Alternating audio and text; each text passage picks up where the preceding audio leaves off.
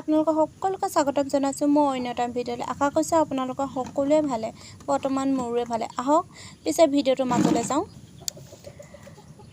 যিখন সাপ্তাহিক সঞ্চয় মানে প্ৰচেডিং কেনেদৰে ফৰৱাৰ্ড কৰিব লাগে সেয়া বিষয়টো মই আগতীয়াকৈ জনাইছিলোঁৱে।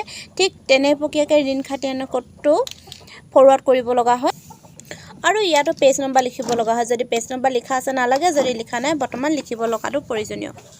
আৰু যিটো হৈছে নম্বৰ লিখিছে মই ওপৰত লিখিছোঁ, এইটো হৈছে আমাৰ ঋণৰ নম্বৰ, মানে এই যিগৰাকী সদস্যাই ঋণ লৈছে সেইগৰাকী সদস্যাৰ কিমান নম্বৰত ঋণটো লৈছে সেই ঋণটো লিখাটো প্ৰয়োজন। আৰু এটা পেজ এগৰাকীৰ বাবেহে, মানে অকল এটা ঋণ লৈছে যে সেই ঋণটোৰ বাবেহে।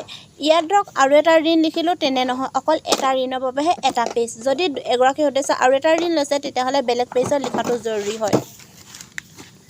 আৰু কিমান তাৰিখে ঋণ দিলোঁ তাৰিখটো উল্লেখ কৰি ঋণৰ উদ্দেশ্য মই বৰ্তমান লিখা হোৱা নাই, আপোনালোকে লিখি ৰাখিব। আৰু সভা সংখ্যা মানে সেই তাৰিখৰ সভা সংখ্যা কিমান, কেছবুক সংখ্যা কিমান টকা ঋণ দিয়া হ'ল, কিস্তি, এনেদৰে লিখি শেষত লিখিব লগা হয় কিমান তাৰিখে ঘূৰোৱা আৰু সভান্তিচৰি।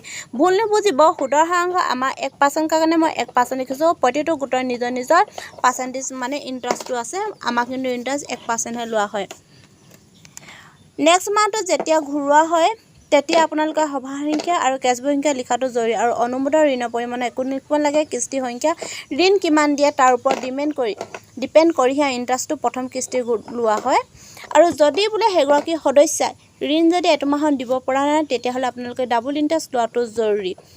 আৰু প্ৰতিটো মাহে মাহে ইণ্টাৰেষ্টৰ মূলধন লোৱাটোতো বেছি জৰুৰী।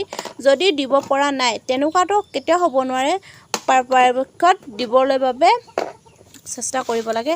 আৰু যেতিয়া এগৰাকী সদস্যাৰ ঋণ শেষ হয় আঁচপাৰি গোটৰ ষ্টাম্প চিল মাৰি প্ৰেচিডেণ্ট ছেক্ৰেটাৰী ছিগনেচাৰ কৰাটো অতি জৰুৰী। ইমান ভালদৰেতো মই নাজানো, কিন্তু তথাপিও হৈছে নে নাই হোৱা নাজানো লিখা। এই জেগাখিনি খালী থকাখিনি ভুল নুবুজিব। আমাৰ বৰ্তমান একেটা সপ্তাহতে 2টা বা 3টা দিছিলে বাবে খালী থাকি গ'ল, সেইবাবে ভুল নিজিব। একেটা মাহতহে ইণ্টাৰেষ্টটো লোৱা হৈছে আমাৰ। আৰু হয়তো ভাবিছোঁ আজি এই ভিডিঅ'টোৰ পৰা আপোনালোকৰ সকলোৱে অলপ হ'লেও লাভদায়ক হ'ব। পিছে আজিলৈ বাই, অন্য এটা ভিডিঅ'ৰ সৈতে পিছত লগ পাম।